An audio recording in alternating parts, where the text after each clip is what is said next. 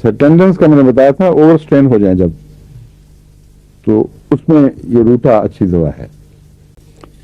Operation میں بھی جہاں ہڈیوں کی سطح زخمی ہو جائے ڈاکٹر سے, مثلا بعض دفعہ جلد کے ساتھ چمٹی, ہڈی کے ساتھ چمٹی ہوئی جلد ہے, وہاں آپریشن کرنا پڑتا ہے, بے احتیاطی سے چاقو ہڈی کی سطح کو تہ کو زخمی کر دے, اس میں بھی روٹا بہت اچھی دوا ہے.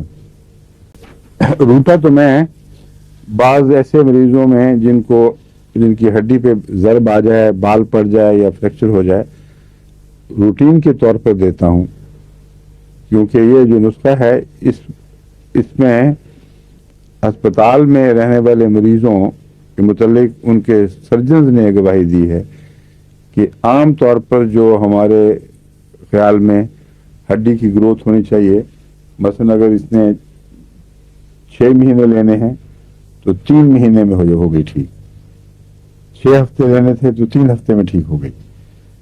تو پروموٹ کرتی ہے ہڈی کے بڑھنے کو, اور اس میں روٹا چوٹی کی دوا ہے. اس کے ہڈی کے ساتھ جو دوسری چیزیں وابستہ ہیں نا, اس کے اعصاب وغیرہ, ان سب کی پروموشن ضروری ہے. اس لیے روٹا, کیلکیریا فاس اور سمفائٹم, یہ 3 دوائیں ہیں جو میں ملا کے دیتا ہوں. کیلکیریا فاس اس کے لیے ہے ہڈی کے لیے, ہڈی کے اپنے مادے کے لیے, اور سمفائٹم اور روٹا یہ اعصابی اور نس ریگولیشن کے لیے. اگر زخم چوٹ تازہ ہو تو اس کے ساتھ آرنیکا 30 ملا دیا جائے.